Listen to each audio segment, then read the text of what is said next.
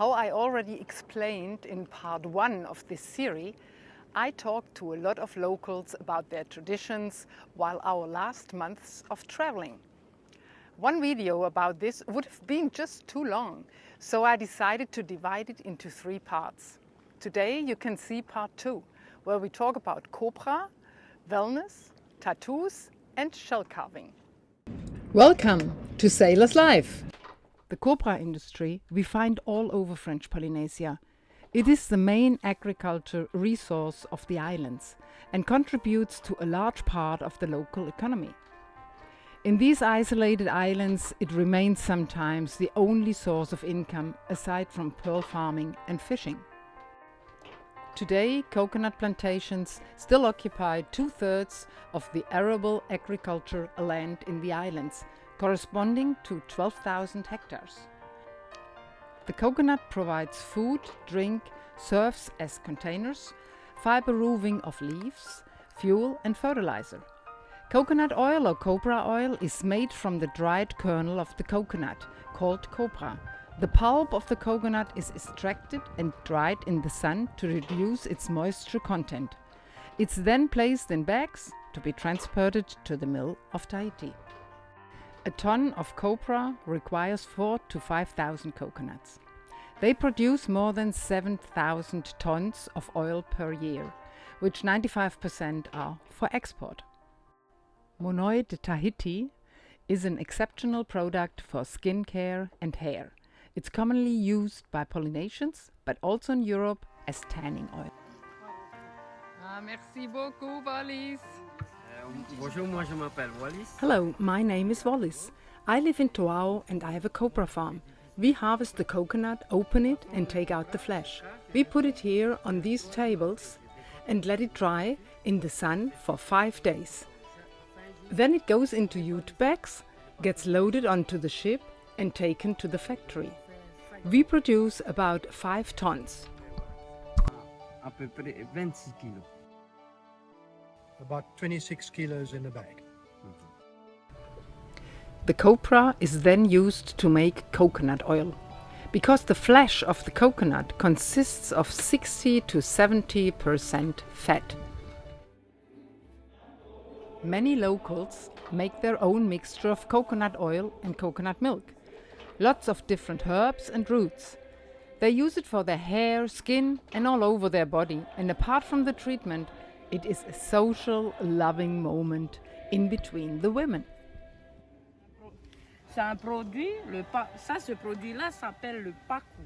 Le paku, on utilise pour les soins de bien-être pour les femmes. This product is called parcours. It is used for women's care and as well-being treatment. It is mainly used for elderly women to make them feel good. The main ingredients is turmeric or curcuma and enters through the skin. You must leave it for at least 15 minutes so that it unfolds its effect. In former time, this product was only for the great chefs of the family. And well, it's very, very good. Marquisien pour les funérailles des grands chefs. Ok, c'est bon. Bien, bien, c'est bon, c'est bon.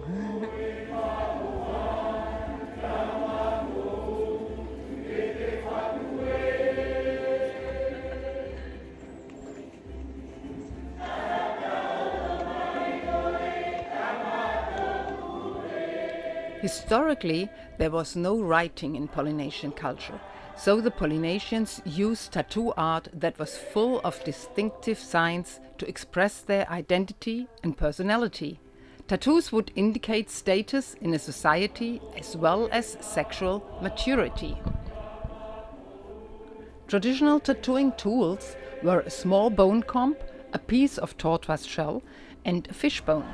The ink was produced from charcoal made from the candle nut tree, diluted in oil or water. The teeth of the comb were dipped in the ink and then placed on the skin. The comb was trapped repeatedly to pierce the skin and let the ink penetrate. We decided we can't leave Polynesia without having a tattoo ourselves. It just feels like being here after such a long time. We need this souvenir. I was deciding for a little one on my ankle. Mike got one around his upper arm. Like all Polynesian tattoos, they have got a meaning. It was a painful process which could take several days, months or even years, depending on the complexity and volume of the design.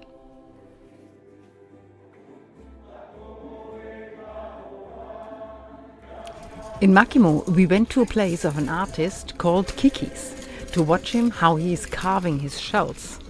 And when we arrived, they just took the food out of their earth oven. Today they cooked coconut bread and the curry made out of the beautiful clams, which they find in the atoll. They deliver this food to other locals and to the quay where we cruisers bought it off them. It's very interesting to have local food once in a while. What is this? Maman, c'est du pain. Ah, pain de coco. Pain coco. Ah, oui, oui.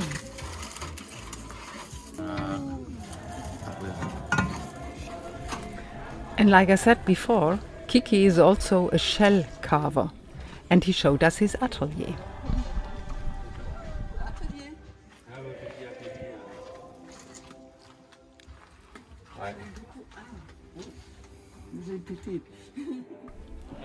He has different kind of tools to carve the shell of the mother of pearls. It's things like a polisher, different cutters, and a very strong extractor, and for carving, a Dremel with many different attachments. And these are the pieces he's working on. And look, I make pieces like that. I carve them and sell them for this one 1,500 and the bigger ones for 2,500. These are all pendants. Look, this is not finished yet. I just make a drawing and then it takes me along. I just get creative. They're all my own designs.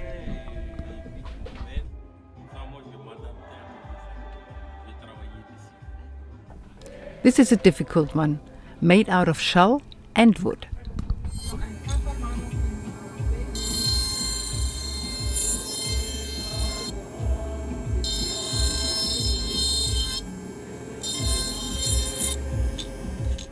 And Kiki, where did you learn to make the design?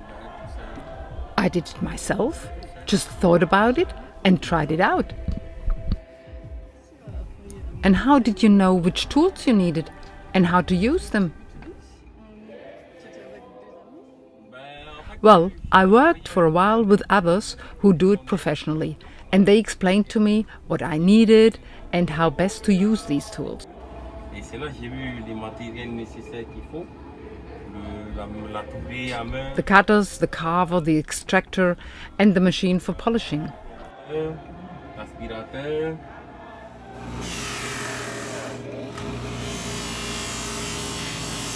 Polishing is important. Look how it looks afterwards. It's really shiny.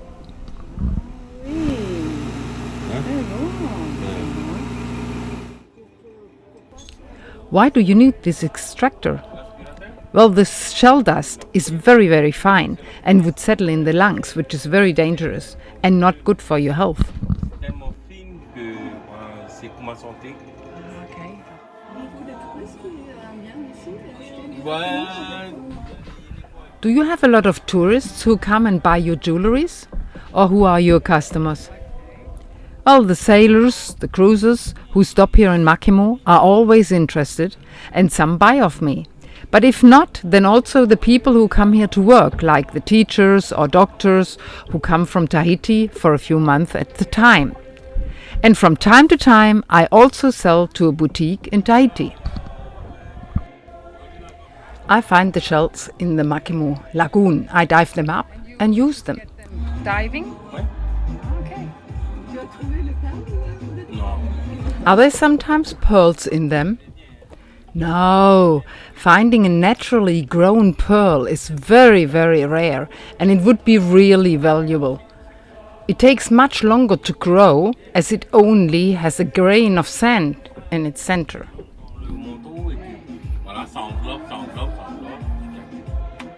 Well, thank you, Kiki, and I guess this is the next generation growing up here.